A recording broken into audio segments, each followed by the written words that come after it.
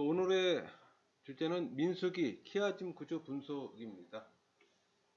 여러분, 키아즘 구조라는 단어를 처음 들어본 분들도 있을 거예요. 그러나 성경을 나름 연구하는 분들은 한 번씩 관심을 갖는 히브리 문학 구조예요. 이 키아즘은 교차 배열법이란 뜻입니다. 이 교차 배열법은 구절의 순서를 뒤집어 반복하는 수사법을 말해요. 이 키아즘 구조는 신구약 성경에 사용된 문학적 표현 형태입니다. 그러니까 이 성경 본문의 구조를 바르게 파악함으로써 성경이 의도하는 참 의미에 바르게 접근할 수 있게 해줘요. 그러니까 구조를 통해서 하나님의 의도를 알 수가 있는 겁니다. 성경을 암송하지 않아도 성경을 기억할 수 있어요. 그러니까 하나님께서 우리에게 구조화시켜서 알려주신다는 겁니다. 여러분, 히브리적 사고, 그럼 얘기 많이 들어봤죠? 성경적 사고, 다 같은 의미예요. 그러니까 성경 안에서 하나님의 의도를 찾는 겁니다. 하나님의 의도가 하나님의 목적이요, 계획이요, 뜻이에요. 그걸 키아즘 구조로 표현하는 겁니다. 그러니까 말씀의 개념을 찾아야 하는 거예요. 그러려면 구조 분석을 해야 합니다. 또 구조 분석을 하면 개념이 도출돼요. 여러분, 유튜브에서 히브리 문학 키아즘 구조를 꼭 들어보세요. 개요 설명을 다 해놨으니까. 오늘의 주제가 민수기잖아요. 민수기 원어 성경 제목은 베미르 바르입니다. 광해서란 뜻이에요. 그러니까 70인역 제목은 숫자들이잖아요. 우리 그래서 넘버스 민수기라고 그랬잖아요. 그러니까 백성들의 인구 조사 기록이라는 뜻을 갖고 있는 한글 제목은 이 70인역의 제목을 의역한 겁니다. 그러나 분명한 건 원어 성경은 히브리어 원어 성경은 광야라는 뜻을 갖고 있다는 거 좀 알 필요는 있을 것 같네요. 성경 기자는 당연히 모세오경의 기자 모세고, 기록 연대는 출애굽 후에 모세 사망 이전 그 사이 기간으로 추정합니다. 그게 이제 BC 1446년에 출애굽했잖아요. 그리고 1407년에 죽었기 때문에 그 사이 중반으로 보는 겁니다. 그러니까 독자는 출애굽 이후 광야 생활을 하던 이스라엘 백성들, 그리고 가나안 땅에 살아갈 이스라엘 모든 후손들이고, 내용을 한마디로 정리한 다음에 시내산을 떠나서 38년간 광야 방랑, 그리고 요단강을 바라보는 모압 평지에 이르러 전열을 재정비하기까지 이스라엘의 광야 생활의 전반을 기록한 내용입니다. 여러분, 민수기는 레위기처럼 하나님의 일방적 통보가 아니라 백성들과 함께 동행하기 위한 양방향 메커니즘을 보여줘요.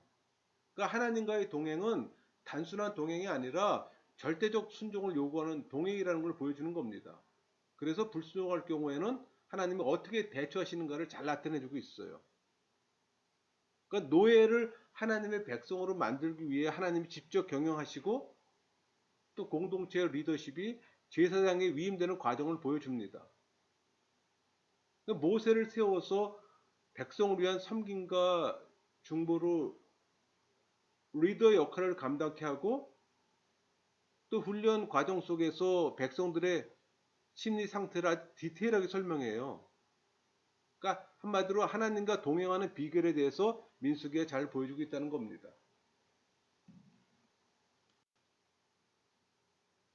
여러분, 이 레위기가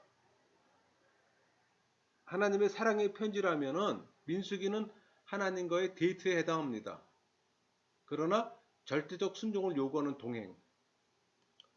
크게 단락을 구분해보면 5단락으로 볼 수가 있어요. 시내산에서 행군, 시내산에서 가데스 바네아의 1차 집결, 그 다음 가데스 바네아의 반역 사건으로 38년간 광야 훈련을 한 후 재집결까지, 그리고 가데스 바네아에서 모압 평지 도착까지, 그리고 마지막으로 모압 평지에서 2차 계수 후 신명기 설교 시작까지, 그 전까지죠. 그 과정이에요. 한마디로 개인의 출발이 아닌 공동체 전체의 출발이에요.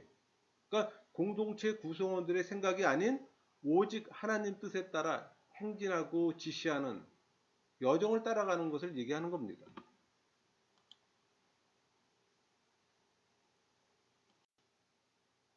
여러분, 민수기 시간을 38년이라고 여러 번 얘기를 했잖아요. 근데 정확하게 들여다보면 38년 시간을 다루고 있지 않아요. 전체 기간은 시작부터 끝까지는 38년이지만 민수기 38년 광야 생활 중에서 초기 2년차 1월에서 4월 4개월간 얘기하고 말기에 총 1년에서 2년 그 사건만을 기록하고 있는 거예요. 그러니까 실질적으로 38년이 아닌 맥시멈 2년 4개월 정도가 된다는 얘기예요. 근데 우리는 마치 38년의 시간을 쭉 나열하는 것처럼 착각을 하잖아요. 그러니까 민수기에서 볼 수 있는 이스라엘 백성의 또 심리 상태는 과거와 미래는 항상 최상으로 보입니다. 그러나 현재는 최악으로 보이는 거예요. 왜? 훈련 기간 중이기 때문에.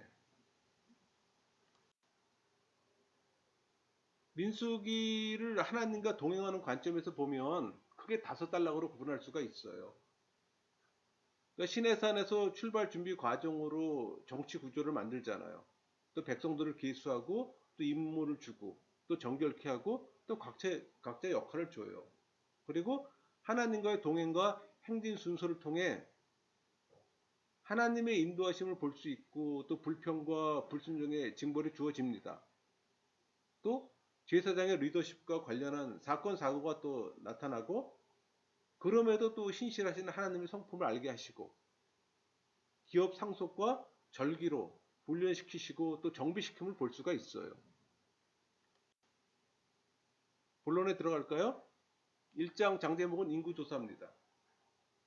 그러니까 이스라엘 자손이 출애굽 후 2년 2월 1일에 하나님께서는 백성 중에서 20세 이상으로 싸움에 나갈 만한 남자의 수를 조사하도록 명령하세요. 그러니까 지파별로 계수한 결과 60만 3,550명입니다. 그런데 레이 지파는 계수 대상에 제외됩니다. 그리고 그들에게 성막과 그 성물을 관리하도록 명령하셨어요. 내용을 보면은 1절에서 3절까지는 여호와의 군대 계수 명령이라면 4절부터 16절까지는 각 지파의 책임자 임명, 그 다음에 17절에서 19절까지는 계수의 실행, 20절에서 43절까지는 각 지파별 군대 계수의 결과라면은 44절에서 47절까지는 인구조사 책임자와 그 대상, 그 총기에 대한 결론적 언급입니다. 구조 분석을 하면 A와 A-는 계수의 날 명령이에요. B와 B-는 명단이라면 C와 C-는 지휘관이 되겠죠. 이거 수평대칭 구조입니다. 또 48절부터 54절까지 내용을 보면은 레이 지파를 계수하는 이유는 여호와의 명령 때문입니다. 구조 분석을 하면은 A와 A-는 여호와의 명령과 모세의 순종이에요. B와 B-는 백성과 레이 지파의 차이. 그 다음에 C는 메인 테마는 외인의 징계입니다. 2장의 장제목은 진영 배치, 행군 순서가 되겠죠? 줄거리는 하나님께서는 성막 중심으로 지파의 위치를 지정하셨어요. 뭐 동편에는 유다 지파가 진을 치고 남쪽에는 루벤 지파가 또 서쪽에는 에브라임 지파가 또 북쪽에는 단 지파 그리고 레이 지파는 진의 중앙에서 배치합니다. 내용을 보면은 1절, 2절은 성막 중심의 진영 배치 명령이에요. 반면에 3절에서 31절까지는 배치의 규정, 그 다음 32절에서 34절까지는 인구조사와 진 배치 완료에 대한 총괄적 언급. 구조 분석을 하면 A와 A-는 이스라엘 자손 전체라면은 B는 네 진영의 천막, 메인 테마는 회막이 되겠죠. 3장의 장제목은 레이 지파 인구조사입니다. 내용 줄거리는 하나님께서 아론의 아들에게 제사장 직분을 위임하시잖아요.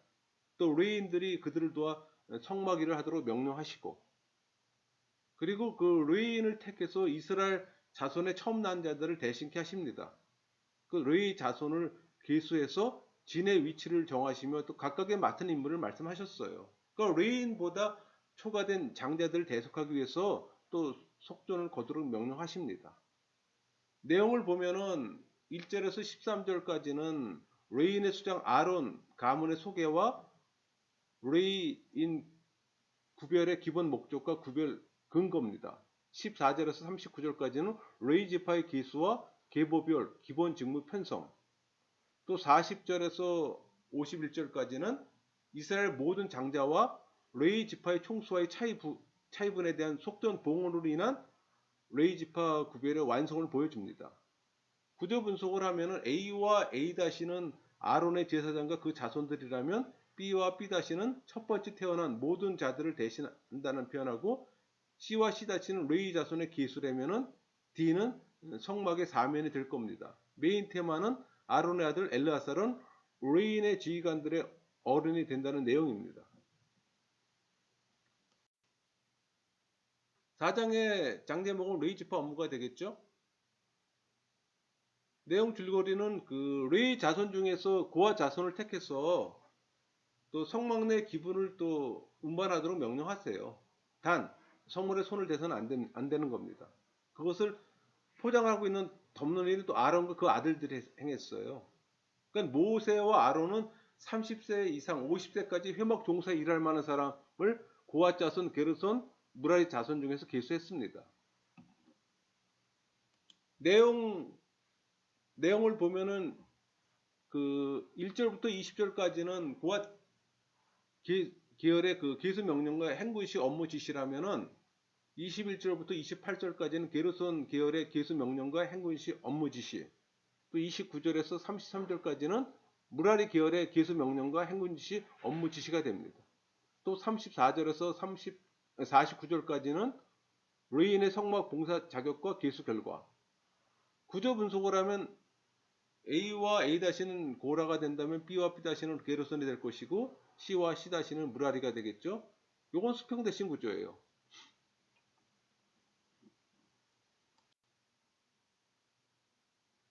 5장, 6장을 좀 같이 묶어서 볼 필요가 있는데, 그 5장의 장제목은 부정의 제거라면 6장의 장제목은 나시린의 서원이 되겠죠. 근데 5장의 질거리는 하나님께서는 부정한 자를 진 밖으로 내보내도록 명령하셨어요.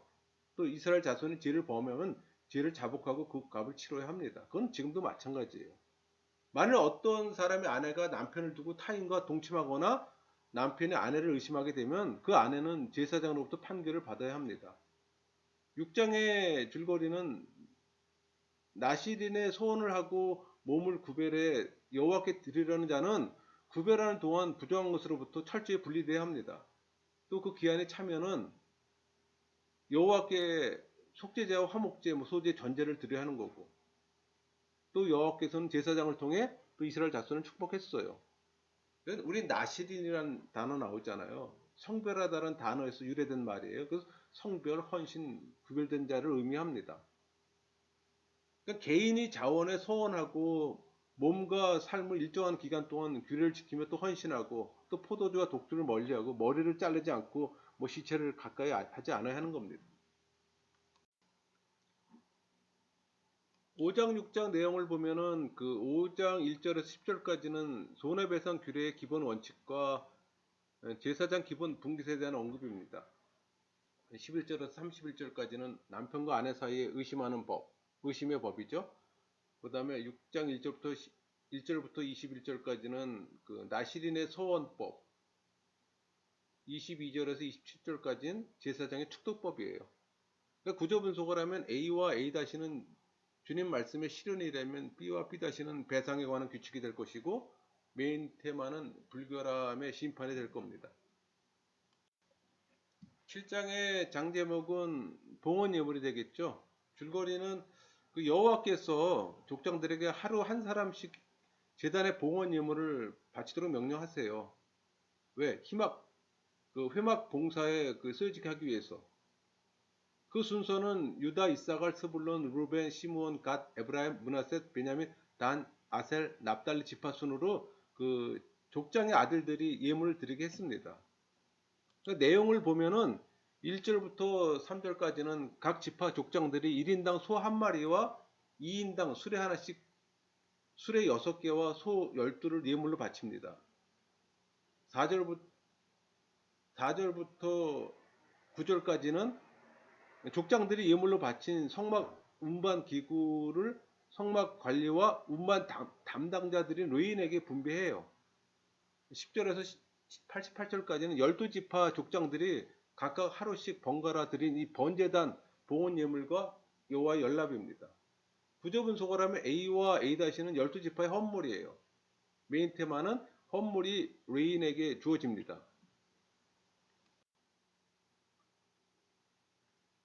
8장의 장제목은 레위인의 봉헌식입니다.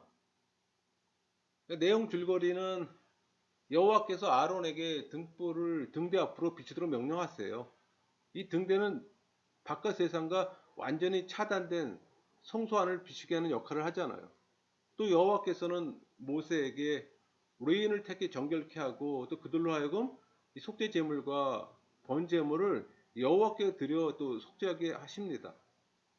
그러니까 레위인을 구별하는 것은 그들이 회막에서 봉사하고 성소에 가까이 할 때 재앙이 없게 하기 위한 겁니다.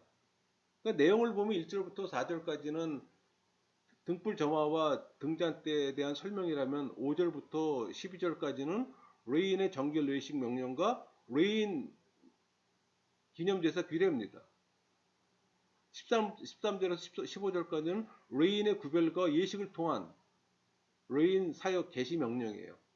반면에 16절에서 19절까지는 레위인 구별의 근거와 근본 목적에 대한 선포, 20절에서 22절까지는 여호와의 명령대로 거행된 레위인 제사의 집행 예식이에요. 23절에서 26절까지는 레위인의 성막 봉사 정년. 구조 분석을 하면은 A와 A-는 회막에 관한 규정이라면 B와 B-는 레위인이 될 것이고 C와 C-는 회막 봉사가 된다면 D와 D-는 초태생이 될 겁니다. 메인 테마 M은 애굽 땅에서의 장자 재앙이에요. 9장의 장제목은 신의 광야에서 첫 유월절입니다. 줄거리는 하나님께서는 이스라엘 백성들에게 출애굽 후에 첫 번째 유월절을 1월 14일에 그 규례대로 지키게 했어요. 근데 그날 몸이 부정하게 되거나 여행 중에 있는 사람들은 1월 14일을 못 지키잖아요. 그래서 이 한 달 후인 2월 14일에 유월절을 지키게 하셨어요. 왜? 그들한테 이게 절대적인 거기 때문에. 하나님 백성의 정체성이거든요. 그러니까 성막을 세운 날이 구름이 성막을 덮었는데 그 구름의 진행에 따라 또 이스라엘 백성도 진행합니다. 그러니까 내용을 보면은 1절부터 5절까지는 출애굽 후 광야에서 첫 유월절 준수입니다. 그러니까 6절에서 14절까지는 두 번째 유월절의 규례예요. 구조 분석을 하면 A와 A-는 유월절에 관한 규례라면은 B와 B-는 유월절을 지킬 수 없는 자와 지키는 자. 교체대고적 구조죠.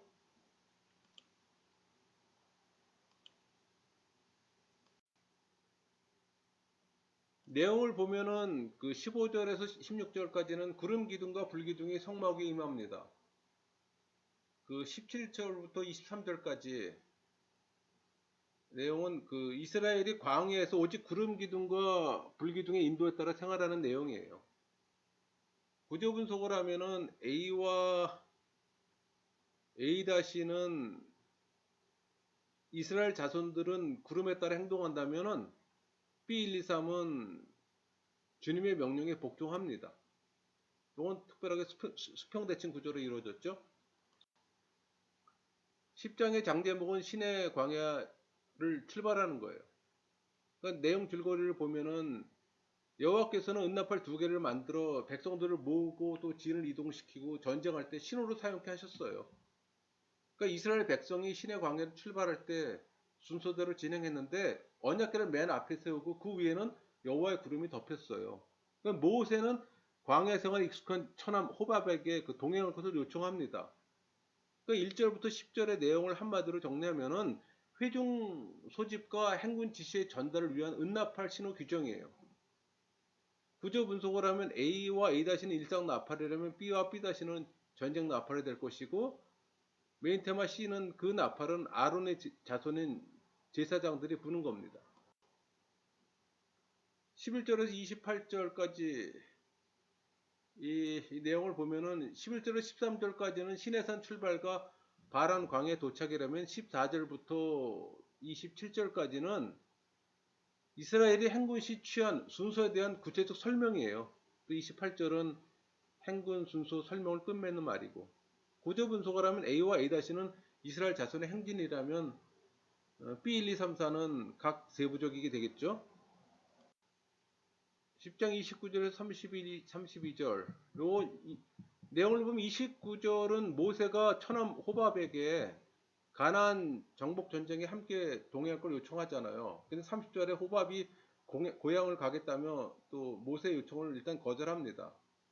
31절, 32절은 그 호밥이 광해 상을 너무 잘 알기에 모세가 다시 또 동행할 걸 재차 요청하는 내용이에요. 구조 분석을 하면 A와 A-는 모세가 호밥에게 동행하기를 원하는 거라면 B는 호밥의 거절이 되겠죠.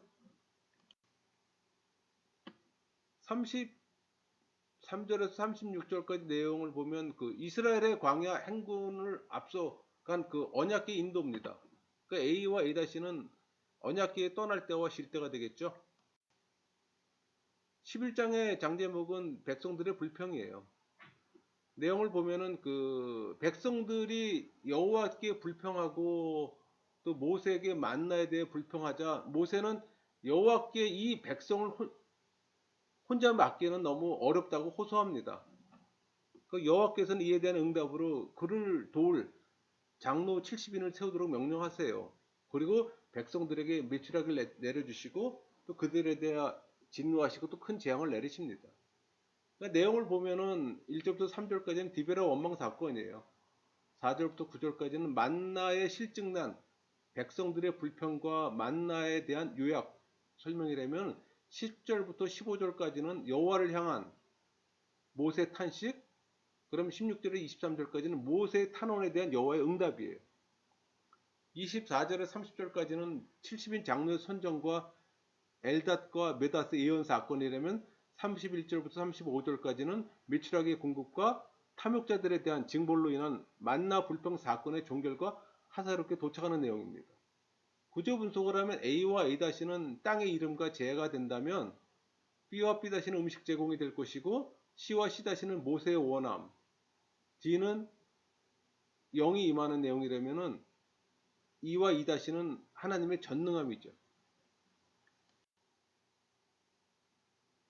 12장의 장제목은 미르암과 아론의 비방입니다.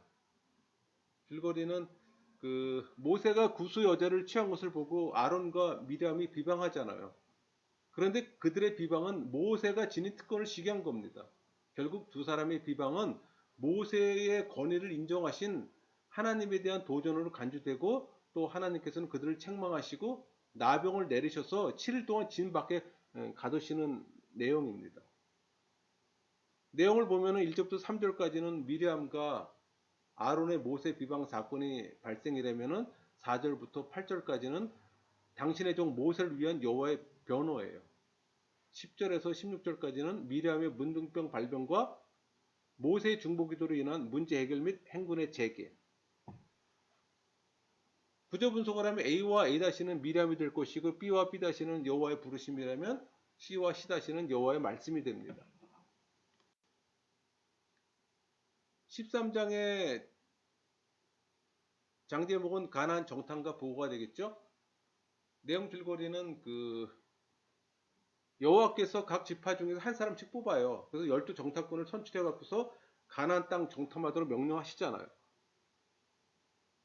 또 40일 정탐 후에 갈렙은 우리가 곧 올라가서 그 땅을 취하자 능히 이기리라 이렇게 얘기하나 다른 사람들은 부정적인 반응을 보이는 내용입니다. 내용을 보면 1절부터 16절까지 내용은 가나안 정탐꾼들의 선발과 파견입니다. 17절에서 24절까지는 가나안의 정탐 활동이라면 25절부터 33절까지는 가나안 정탐꾼들의 귀환과 보고입니다. 구조 분석을 하면 A와 A-는 정탐자 명단과 보고를 하면은 B와 B-는 정탐과 보고가 될 것이고 C는 땅의 정탐이 되겠죠. 14장. 14장의 그 장제목은 원망과 심판이 될 겁니다. 그러니까 내용 줄거리는 백성들이 모세와 아론을 원망하고 또 한 장관을 세워서 애굽에 돌아가자고 하자 여호수아와 갈렙은 하나님께서 우리와 함께 하시며 그들을 두려워하지 말자고 얘기하잖아요. 또 여호와께서는 갈렙과 여호수아 외에는 아무도 약속의 땅에 들어갈 수 없고 20세 이하 아이들만 들어가라고 말씀하세요. 또 그 땅을 정탐한 날에 날수 40일에 하루를 1년으로 환산해서 40년간 광야 생활하게 합니다. 또 여호와의 명령을 범한 백성들이 약속의 땅으로 올라가다가 또 아말렉과 가나안인들에게 또 패배를 당해요. 그러니까 내용을 보면 1절부터 4절까지는 10명의 정탐꾼들의 불신앙적 보고에 선동된 회중이 여호와를 원망합니다. 5절은 모세와 아론의 회중 앞에 또 엎드리고 6절에서 9절까지 내용은 여호수아와 또 갈렙이 신앙적 반론을 시도합니다. 그러니까 10절은 온 회중이 여호와와 갈렙을 돌로 치료하자 여호와의 영광이 성막에 나타나는 내용이에요. 구조 분석을 하면 A와 A-는 온 회중의 반응이라면 B와 B-는 회중의 의견이라면 메인 테마 C는 모세와 아론이 엎드러지는 겁니다.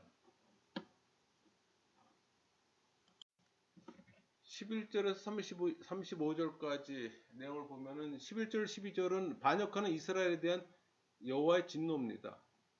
13절에서 19절까지는 백성의 죄를 위한 모세 중보기도, 20절에서 25절까지는 여호와의 사제 선언과 징계 선언, 26절에서 35절까지는 모세와 아론에게 일러주신 이스라엘에 대한 구체적 징계 내용이에요. 구조 분석을 하면 A와 A-는 죽음이라면 B와 B-는 용서가 될 겁니다. 또 36절에서 45절까지 내용을 보면은 그 36절에서 38절까지는 불신앙적 보고를 했던 10명의 정탐꾼들에 대한 심판 집행이에요. 또 39절은 모세가 여호와의 심판 메시지를 전하자 백성들이 크게 슬퍼합니다. 또 40절은 백성들이 뉘우치고 가나안 산지로 올라가 원주민들을 정복하려고 하자 41절에서 43절까지는 모세가 여호와께서 허락하지 않으셨음을 이유로 또 그들을 만류해요. 그러나 44절, 45절은 모세의 만류에도 불구하고 이스라엘이 진격하다 패합니다. 구조 분석을 하면 A와 A-는 죽음이라면 B와 B-는 모세의 말이 될 것이고 메인 테마 C는 우리가 여호와께서 허락하신 곳으로 올라가리니 라고 되겠습니다. 15장의 장제목은 제사 규례가 되겠죠. 내용 줄거리는 여호와께서 백성들이 약속의 땅에 들어가 드려야 할 각종 제사에 관한 규례를 말씀하신 내용입니다.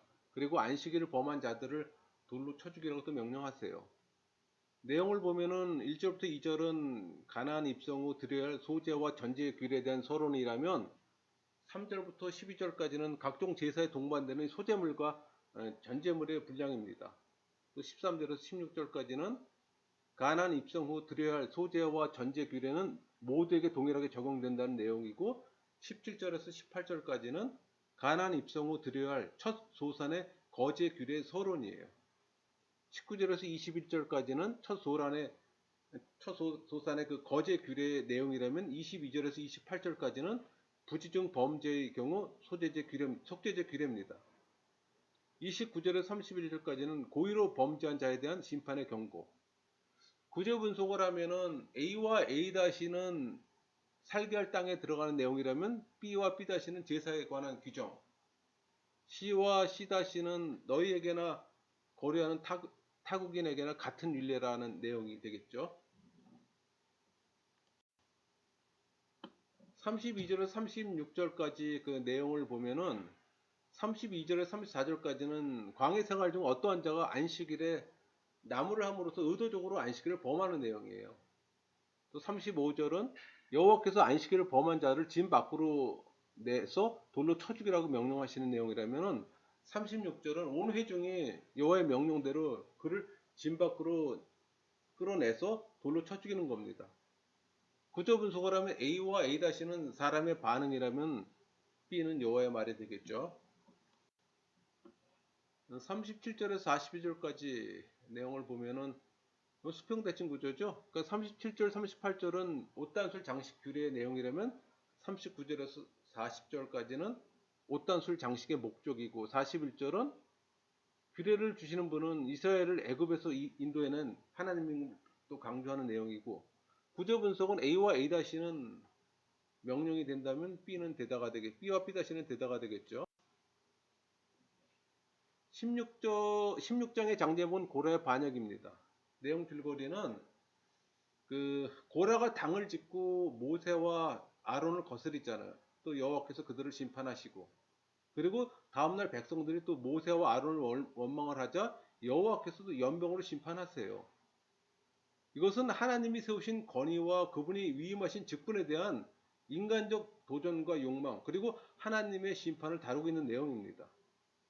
내용을 보면 1절에 3절까지는 모세와 아론에 대한 고라 일당의 도전이 되면 4절부터 11절까지는 고라 일당의 반역에 대한 모세의 책망과 제의 12절에서 14절까지는 다단과 아비람의 소환 불능이라면 15절은 의분에 찬 모세 기도가 되겠죠.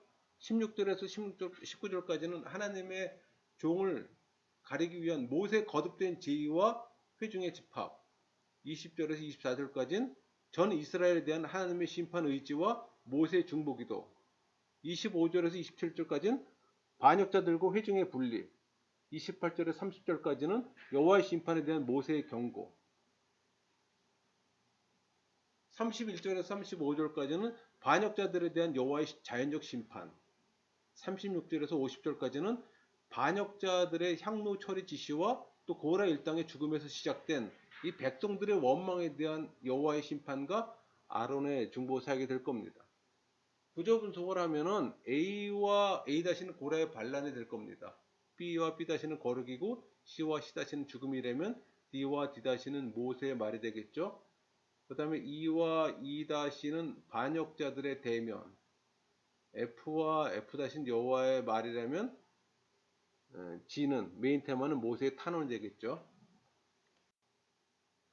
17장의 장제목은 아론의 쌍난 지팡이입니다. 내용 줄거리는 고라가 반역하잖아요. 또 여호와께서 아론이 제사장 된 것은 인간적 조건에 의해서가 아니라 하나님이 명했던 걸 알려주기 위해서 각 족장들의 지팡이를 취해서 진국의 앞에 두게 합니다. 그리고 아론의 지팡이에 있으면 꽃이 피잖아요. 또 살구 열매가 열리고 결국 아론의 제사장직의 정당성을 보여주는 겁니다. 내용을 보면 1절에서 6절까지는 아론의 이 대제사장직의 신적 권위의 확증을 위한 여호와의 지시 내용이에요. 7절부터 8절은 아론의 지팡이에만 싹이 나는 내용이고 9절 10절은 여호와께서 모세에게 아론의 지팡이를 증거기 앞에 두어 표징을 삼으라고 명령하십니다. 11절은 모세가 또 여호와의 말씀대로 순종하고 12절 13절은 아론의 제사장직의 정통성에 대한 자신들의 죄를 깨닫고 여호와께 심판받을까 두려워하는 내용입니다. 구조 분석은 A와 A-는 죽음이라면은 B와 B-는 공동체의 상황이에요. C와 C-는 모세 행동이 될 것이고 메인 테마 D는 여호와의 말이 될 겁니다. 18장의 장제목은 제사장의 직무입니다. 수평대칭 구조죠.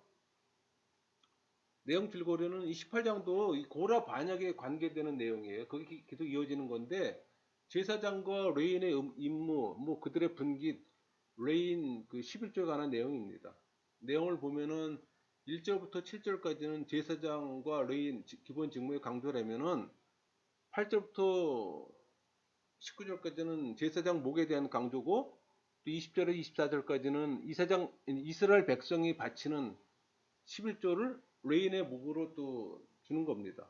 또 25절에 32절까지는 레인이 받는 11조의 11조는 다시 또 제사장의 몫으로 또 주시고 구조 분석을 하면 A와 A-는 제사장과 레인의 직무라면은 B와 B-는 제사장과 레인의 분깃이 될 겁니다.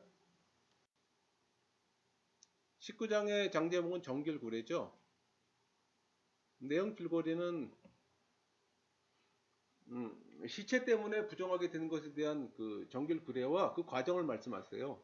그러니까 이런 정결법이 제시된 때는 아마도 가데스 바네아에서 그 불신앙 사건으로 인해서 그때 그 20세 이상 됐던 자들이 광해에서 죽는 일이 속출했던 그 시기로 보여집니다.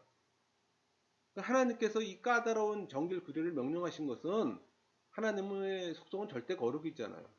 그 언약의 백성들도 하나님 앞에서 거룩해야 할 것을 교육하고 있습니다. 그건 지금도 동일합니다. 하나님의 속성이 거룩하기 때문에 우리가 하나님 앞에 나아갈 때, 예배할 때 회개가 먼저 수반되어야 되는 거예요. 회개 없이 예배할 수 없습니다, 여러분. 꼭 기억하셔야 합니다. 그러니까 하나님은 외적인 정결을 위해 내적 정결의 중요성을 읽어주는 거예요. 그러니까 내용을 보면은 1절부터 10절까지는 정결용 제물의 제조법이라면은 11절에 13절까지는 이 정결용 제물은 시체를 만진 자의 정결 의식에 사용되는 거고, 또 14절에 20절까지는 여러 형태의 죽음으로 인한 부정을 정결케 하는 데 사용됩니다. 또 21절, 22절은 기타 관련 규정들이고, 구조 분석을 하면 A와 A-는 부정을 씻는 물이에요. B와 B는 영원한 규례가 될 것이고, C와 C-는 셋째 날과 일곱째 날이 될 것이고, 메인 테마 D는 이래 동안 부정하리니 그 내용이 될 겁니다. 20장의 장제목은 가데스 반역 사건이죠. 내용 줄거리는 이 20장은 이스라엘 백성들의 광해 여정이 거의 끝날 무렵이에요. 즉 광해와 방황의 38년째이자 출애굽한 지 40년이 되는 해, 그때 가데스 바네아에서 일어난 사건을 다룬 내용이에요. 그러니까 백성들은 바란 광야의 그 가데스에서 하나님을 거역한 후에 38년 동안 광야 생활을 마감하고 이곳 가데스 바네아에서 재차 도착하는 거예요. 그런데 그곳에 물이 없어 백성들이 또다시 모세와 또 아론을 공격하는 내용입니다. 그러니까 여호와께서 모래의 지팡이를 가지고 반석을 명해 물을 치게 하잖아요. 항상 원망만 하던 백성들로 인해 또 화가 난 모세는 지팡이로 반석을 2번 쳐서 물이 나오게 합니다. 이 일로 인해 또 모세는 백성을 가나안 땅으로 인도하는 일에 하나님께 그들을 사용하지 않으신다는 말을 들어요. 그러나 하나님은 비록 나중에 모세를 불러 은밀하게 꾸짖었을지라도 반석에서 물이 나오게 하십니다. 또 백성들 앞에서 모세를 높이 세워주는 거예요. 그거는. 그 후에 에돔 왕이 그 땅을 통과하지 못하게 하자 또 호르산에 이르렀고 거기서 아론이 죽음을 맞이하잖아요. 그러니까 아까 제가 저기 서론에 얘기할 때 저는 마지막 지금 그 마지막 단계에 지금 이렇게 마지막 해 40년의 마지막 되는 때란 얘기죠. 그 내용을 보면 1절부터 5절까지는 물 부족으로 그 백성들의 고질적 불평과 원망이 또 재발합니다.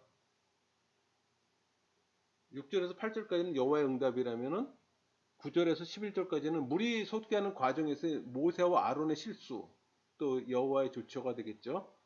12절, 13절은 여호와의 말씀과 그 의미가 될 것이고, 구조 분석을 하면은 A와 A-는 이스라엘 자손이 여호와 다투었다는 표현이 되는 거고, 또 B와 B-는 여호와의 말이 될 것이고, C와 C-는 C와 C-가 아니고 C 메인 테마는 모세가 그의 손을 들어 그의 지팡이로 반석을 2번 치니 물이 많이 솟아나므로 그 내용이 되겠죠.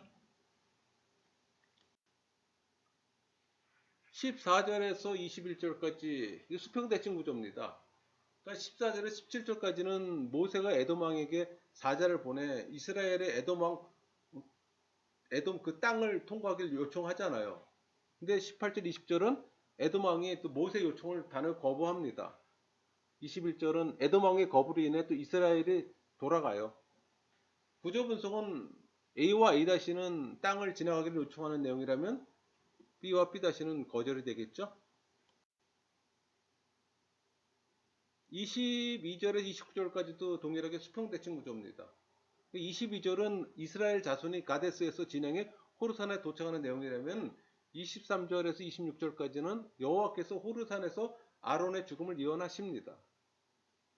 그러니까 27절에서 29절까지는 호르산에서 아론이 죽고 구조 분석을 하면 A와 A-는 호르산이라면 B와 B-는 아론의 죽음입니다. 21장의 장제목은 모압으로 전진. 내용 줄거리는 백성들이 또다시 원망해요. 그래서 불뱀으로 징계받고, 그러나 또 여호와는 놋뱀을 만들어 장대우에 달아서 그걸 보는 자마다 또 살게 하시고, 이건 예수님의 예표예요. 그러니까 오직 예수님을 믿고 바라는 자만이 구원을 받는다는 걸 보여주는 내용입니다. 이어서 백성들은 또 계속 행진해 모압에까지 이뤄요. 도착해요. 그러니까 아모리 왕 시온과 바산 왕 옥이 이스라엘 백성의 진행을 방해합니다. 그러나 그들을 다 쳐서 한 사람도 남기지 아니하고 또 그 땅을 점령해요. 그 내용을 보면은 1절 2절은 아락 족속의 이스라엘 기습과 이스라엘 민족의 서원 기도라면은 그 3절은 아락과의 전쟁에 승리하는 내용이에요. 그러니까 구조 분석은 A와 A-는 이스라엘의 전쟁이라면 B는 여호와께 서원하는 겁니다. 4절부터 9절은 수평 대칭 구조입니다. 그러니까 4절에서 5절은 백성들의 원망 사건의 재발이라면 6절, 7절은 불뱀을 통한 여호와의 징계와 모세 중보기도, 8절, 9절은 놋뱀을 통한 여호와의 치유의 방편과 결과예요. 그러니까 구조 분석을 하면은 A와 A-는 백성들의 원망이라면 B와 B-는 불뱀이 되겠죠. 21장 10절에서 20절까지는 교차대구법 구조입니다. 10절에서 15절까지는 호르산에서 아르논까지 여정이라면은 16절에서 18절 A는 아르논에서 부엘에 도착하는 거고, 18절 B에서 20절까지는 부엘에서 마따나, 나알리엘, 바못을 거쳐서 비스가산 근처 모압 평지에 도착하는 내용이에요. 구조 분석을 하면은 A와 A-는 행진이라면 B와 B-는 인용이 될 것이고, C는 여호와의 말이 되겠죠. 21절에서 35절까지는 그 교체대 구조인데, 내용을 보면 21절에서 32절까지는 아모리 땅 정복과 아모리 왕 시온의 처형이에요. 그러니까 33절에서 35절까지는 아모리 족속 계열이 세운 이 바산 왕국의 정복과 그 왕 옥의 처형이죠. 구조 분석을 하면 A와 A-는 전쟁이 된다면 B와 B-는 이스라엘이 아모리 땅에 거주하였던 이가 될 것이고, 메인 테마 C는 헤스본의 노래가 될 겁니다.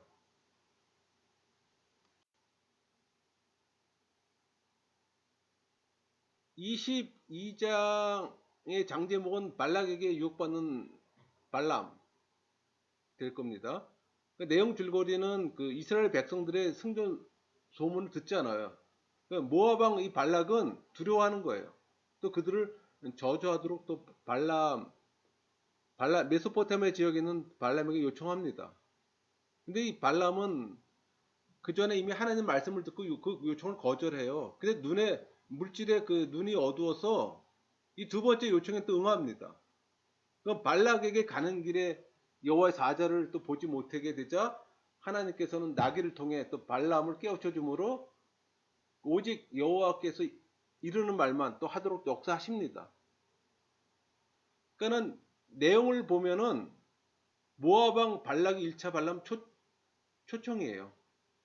그러니까 구조 분석을 하면은 A와 A-는 메신저의 말이 된다면 B와 B-는 메신저를 향한 발람의 말이 될 것이고, C와 C-는 여호와의 말이라면 D는 여호와를 향한 발람의 말이 될 겁니다. 이 15절에서 37절까지 그 내용을 보면은 15절에서 20절까지는 모압왕 발락의 2차 발람 초청이에요. 그러니까 21절에서 27절까지는 발람의 나귀가 여호와의 사자를 보고 나아가길 거부하는 거예요. 그러니까 28절에서 30절까지는 여호와께서 나귀 입을 또 여시는 거고, 31절에서 35절까지는 여호와의 사자가 또 발람을 훈계합니다. 36절, 37절은 발람이 모압 국경까지 가서 발람을 영접하는 내용이에요. 구조 분석을 하면 A와 A-는 발락의 두 번째 메시지예요. 그러니까 B와 B-는 하나님의 허용이라면은 C와 C-는 발람을 방해하는 여호와의 사자, 메인 테마 D는 발람에게 말하는 나귀가 되겠죠. 22장을 정리하면은 이런 구조가 나옵니다. 그러니까는 그 구조 분석은 A와 A-는 발락의 발람 초대와 영접이라면은 B와 B-는 발락의 메신저예요.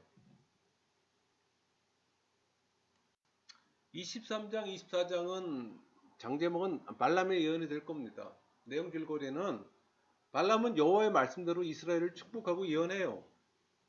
내 예언의 내용을 들여다보면은 그 첫 번째 예언에서는 성별 사상이에요. 그러니까 거기 23장 9절에 이 백성은 홀로 살 것이라 그를 여러 민족 중에 하나로 여기지 않으리라. 두 번째 예언은 하나님의 임재를 강조합니다. 23장 21절 여호와 그들의 하나님이 그와 함께 계시니. 세 번째 예언은 이스라엘은 타민족의 축복받을 수 있는 통로로 나타납니다. 그게 24장 7절이에요. 그 물통에서는 물이 넘치겠고 그 씨는 많은 물가 있으리로다. 네 번째 예언은 그리스도에 대한 예언입니다. 24장 17절 한 별이 야곱에서 나오며. 우리는 이 네 가지 예언에서 이스라엘이 선택된 백성이요, 뭐 하나님과 함께하는 백성이고 하나님의 축복의 통로가 된 백성이고 인류 구세주가 탄생하게 될 백성임을 또 알 수가 있습니다. 그 22장 41절에서 24장 25절까지는 7개 신탁이 나와요. 다 축복과 저주에 대한 얘기죠.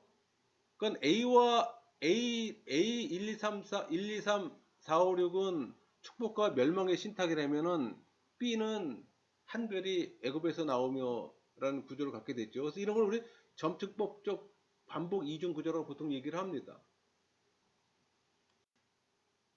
25장의 장제목은 바알보를 섬김이라고 장제목을 잡았는데 그 내용 줄거리는 그 모압 지방 시딤에 거한 이스라엘은 모압 여자들에게 초대돼 그 바알볼, 이 바알볼이라는 말은 부올 지방의 바알을 얘기를 하는 거예요. 그러니까 이방 제사에 참석해서 이방 여인과 음행하잖아요.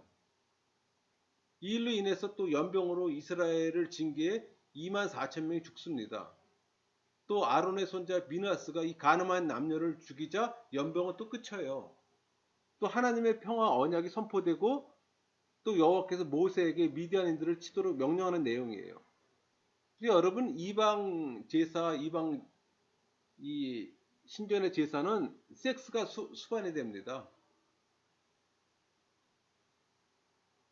그 내용을 보면 1절부터 3절까지는 음행을 매기로 한 이스라엘의 우상 숭배라면은 4절에서 5절은 우상 숭배의 처단 명령이고 6절에서 9절까지는 아론의 손자 비나스의 분노예요. 10절에 13절까지는 비너스에 대한 하나님의 보응이라면 14, 15절은 죽임을 당한 두 남녀 이름, 16에서 18절까지는 이스라엘을 유혹한 미디안족에 대한 징벌 명령이에요.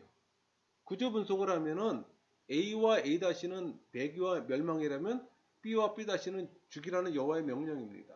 C와 C-는 비너스가 두 사람을 죽이니 메인 테마 D는 영원한 제사장 직분이 될 겁니다.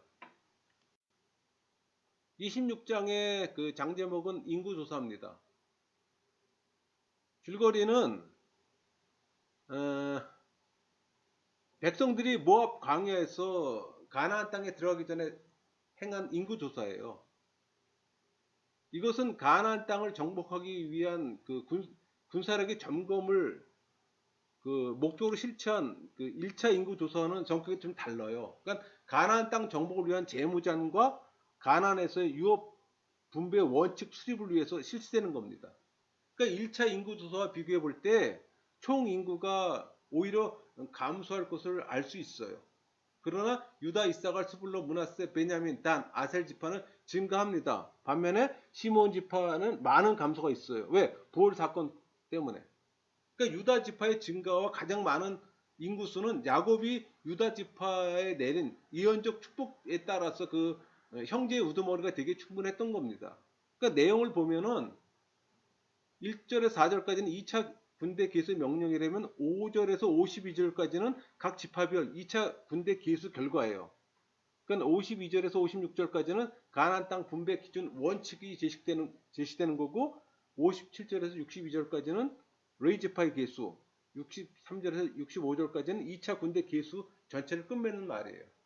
구조 분석을 하면은 A와 A-는 여리고 맞은편 요단가 모압 평지라면은 B와 B-는 부족의 인구 조사가 될 것이고 C는 기업 분배의 명령이 될 겁니다.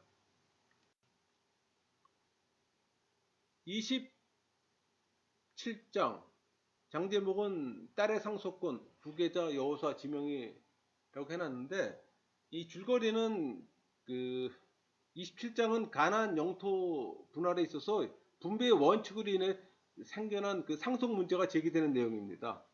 그 당시 여자들에게는 상속권이 주어지지 않았잖아요. 그러나 하나님은 그 가정에 남자 상속자가 없을 경우 여자도 상속받을 수 있다고 하셨습니다.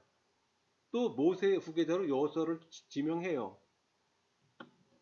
그러니까 내용을 보면은 1절부터 4절까지는 슬로브와 5딸들이 그 모세 앞에서 나와서 자기 가문의 목에 그 기업을 요구하는 내용이에요. 5절은 모세가 슬로브와 딸들의 요구를 여호와께서 아뢰는 내용이라면은 6절에서 11절까지는 여호와께서 각 가정 안에 기업을 상속받을 남성이 없을 경우에 한해 각 가정 단위의 많은 토지 소유 원칙을 지키기 위해서 그 여성이 대신 상속권을 행사하도록 추가 규정하시는 내용입니다. 구조 분석을 하면 A와 A-는 앞에 서서가 될 것이고 B와 B-는 딸들의 상속이 될 겁니다. 수평대칭 구조죠. 12절에서 23절까지 그 내용을 보면은 12절에서 14절까지는 여호와께서 그 모세에게 가나안 입성 전에 죽일 것을 예고하는 내용입니다. 15절에서 17절까지는 모세가 이스라엘 위에 새 지도자를 세워주시길 또 여호와께 간청하는 내용이라면 18절에서 21절까지는 여호와께서 그 이스라엘의 새 지도자 모세의 후계자로 여호와서를 지목하십니다. 또 22절에서 23절은 모세가 여호와의 명대로 의식을 집행하며 또 여호와서를 그 이스라엘 지도자를 세우는 내용이에요. 그러니까 구조 분석을 하면은 A와 A-는 여호와의 명령이라면 B와 B-는 모세의 말과 행동이 될 겁니다. 28장, 29장, 30장 같이 나누겠는데 28장의 장제목은 상번제, 안식일, 월삭, 유월절, 77절의 제물이라면 29장은 나팔절, 속죄일, 초막절의 제물, 또 30장은 서월에 관한 규례인데 줄거리 내용을 보면은 그 하나님께서는 모세에게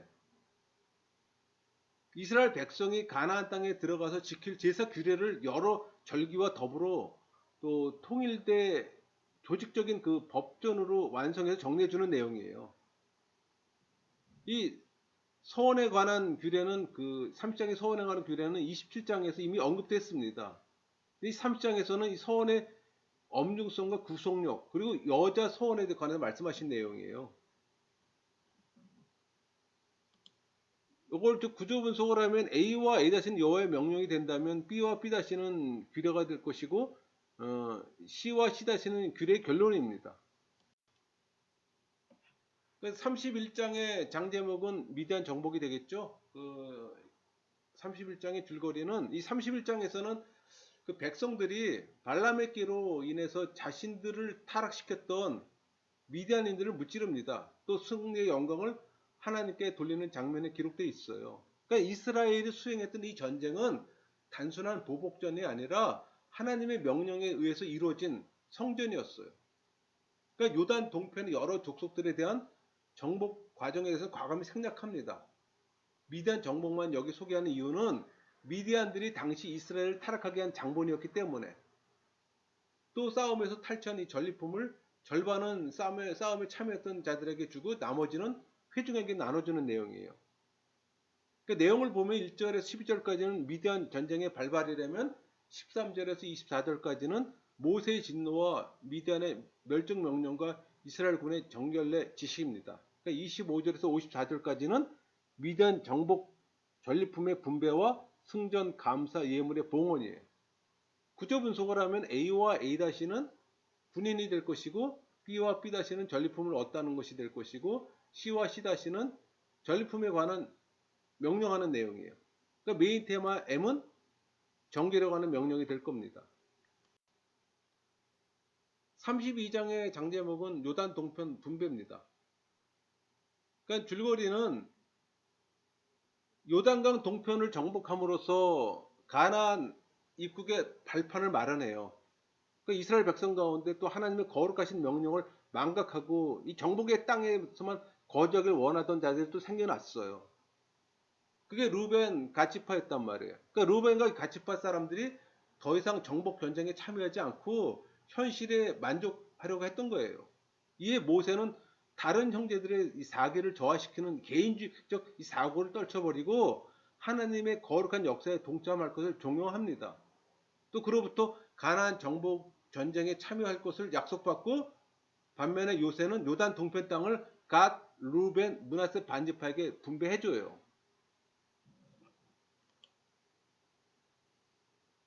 그 내용을 보면은 1절부터 5절까지는 루벤과 갓지파 요단 동편 땅 분배와 안주 요청, 6절에서 15절까지는 루벤과 갓지파를 위한 모세 책망이라면 16절에서 19절까지는 루벤과 갓지파 조건부 재청원, 20절에서 24절까지는 모세 조건부 승인, 25절에서 27절까지는 루벤과 갓지파의 약속 이행에 대한 재약속, 28절 32절까지 루벤과 갓지파의 조건부 분배에 대한 공식 승인, 33절에서 42절까지 루벤, 갓, 므낫세 반지파에 대한 요단 동편 땅의 분배. 이제 구조 분석을 하면은 A와 A 다신 땅의 목록이라면은 B와 B 다시는 각 자손과 루벤 자손의 요구가 될 것이고 C와 C 다시는 모세의 말이 될 것이고 D와 D 다시는 갓 자손과 루벤 자손의 약속. 메인 테마 2는 모세의 말이 되겠죠.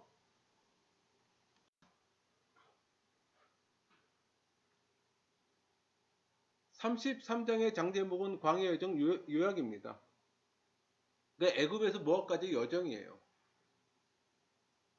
줄거리는 그 33장에서는 이스라엘 백성의 애굽에서 모압까지 여정을 한마디로 요약한 거예요.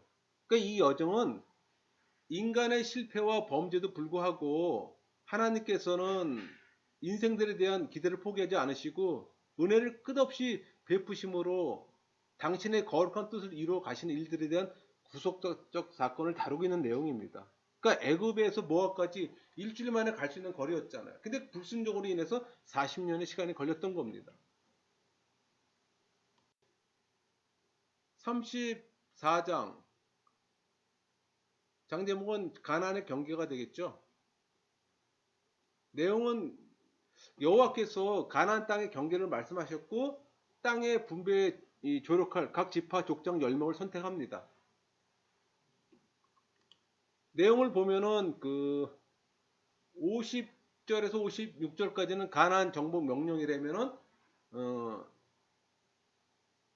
34장 1절에서 12절까지는 가나안 땅의 경계선의 규정, 또 13절에서 15절까지는 9지파에 대한 가나안 땅 분배 명령에 대한 전달, 16절에서 29절까지는 가나안 정복 이후 실시될 가나안 땅의 분배 책임자 선임입니다.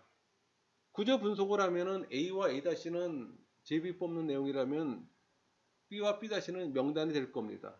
여러분 이스라엘 국기가 지금 하단에 떠 있는데 이스라엘 그 별, 다윗의 별 위아래 띠가 두 개 있잖아요. 위에 건 북쪽 경계 유브라데 강을 나타내는 거라면 남쪽 애굽 시내를 나타내는 겁니다. 이 경계 지역은 이스라엘 국기가 아주 잘 표현되어 있는 거예요. 수평대칭 구조죠. 35장의 장제목은 레인의 성읍과 도피성이에요. 줄거리는 그 성막 봉사를 위해 부름받은 레인들의 거주지에 관한 규례입니다.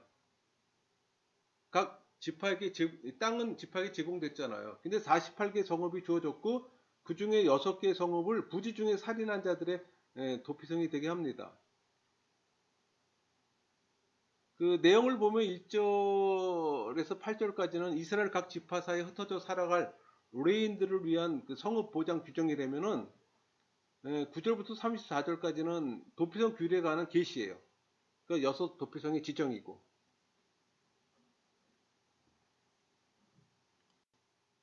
36장의 장제목은 여제 재산 상속법 이렇게 정했는데 36장의 줄거리는 그 당시 그 아들 중심의 상속 제도였던 것을 아들이 없는 가정을 배려해서 여자의 재산 상속법에 대해서 얘기하는 거예요.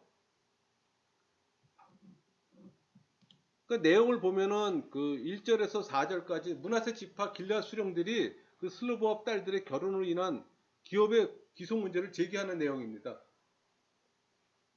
그러니까 5절에서 9절까지는 모세가 여호와의 계시를 받아서 이 문제에 대한 해결 방안을 제시하는 거라면 10절에서 12절까지는 슬로브압 딸들이 이 말씀에 순종해서 므낫세 지파 남자들에게만 시집감으로써 므낫세 지파 기업을 보존하는 내용이에요. 반면에 마지막 주 13절은 34장과 36장 사이에 1년의 토지 관련 규례 전체를 끝맺는 말입니다. 구조 분석을 하면 A와 A-는 슬로브압 딸들의 행동이라면 메인 테마 B는 여자의 상속에 관한 규례가 될 겁니다. 강의를 마치겠습니다.